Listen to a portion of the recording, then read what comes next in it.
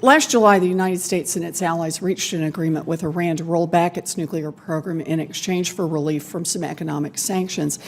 And skeptics of the deal at the time predicted that it would yield a giant payday for Iran. But a recent report by former Treasury officials and other sanctions experts conclude that, and I'm going to quote here, contrary to myriad public claims, the implementation of the Joint Comprehensive Plan of Action did not lead to a $100 to $150 billion immediate windfall for the Iranian regime and a rapid groundswell of new investment revenue. So, Undersecretary Zubin, I just want to highlight this point.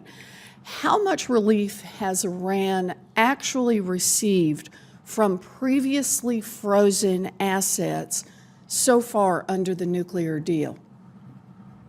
There's about $50 billion in previously escrowed assets that Iran now has full legal access to as a result of coming into compliance with their nuclear commitment. Okay, so they have $50 billion that they will have legal access to. Have they accessed all of that yet?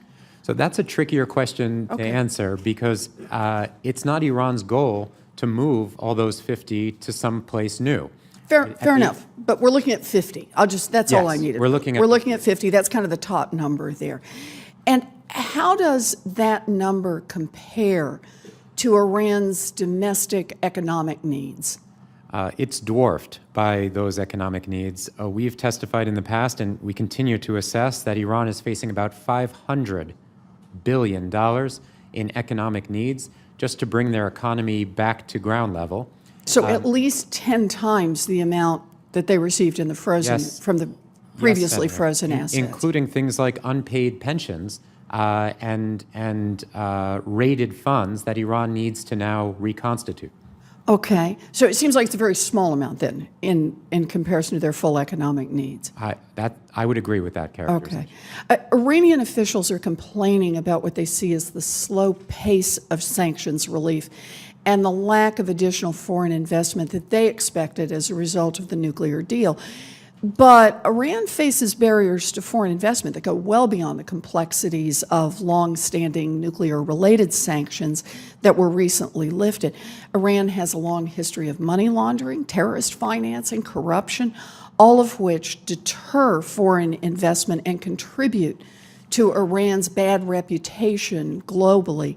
So, Undersecretary Zubin, instead of blaming the United States for its failure to emerge from economic isolation, what steps should Iran be taking if it wants to become a responsible member of the international financial and commercial system? Well, that's a critically important question, and the answer it calls for is quite a long one, because as you know, there's concerns about Iran's behavior across a whole range of conduct. Obviously, being designated by the international standard-setting body on money laundering and corruption, the FATF, as on their blacklist is not a good place to be if you're trying to attract investment, if you're trying to attract trade. To the credit of President Rouhani in Iran, I think they're finally internalizing the fact that if they don't start addressing these areas, they're not going to see the foreign business come in, they're not going to see the investment pour in. And so we do see Iran probably for the first time grappling with some of these issues. So Iran may comply with the nuclear deal and get the sanctions lifted, but if they fail to grapple with their other problems, with terrorist financing, with the lack of transparency in their economy, then you're saying they really are not going to be able to rejoin the nation's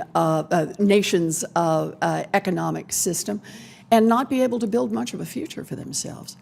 There's a lot of truth to that, Senator. I do try to resist sort of the black or white analysis here, because I think the reality is somewhere in between. And we're accused in some corners of having generated a windfall for Iran. That's not the case. We're accused by the Iranians of having provided zero sanctions relief and therefore reneging on our commitments. That's not the case. First of all, we fulfilled every one of our commitments. With respect to the business climate, it's complicated, and there are a lot of factors that are causing banks and institutions to pause. As I said, there's some progress that we see from Iran, but there's a long way for them to go. And I think your bottom line conclusion that it's going to take some time is accurate. I think Iran has a lot of work to do. Well, I think it's very important, though, as Congress goes forward, because, it's no secret that there are some people in Congress who are committed to seeing the Iran nuclear arrangement fail at any price.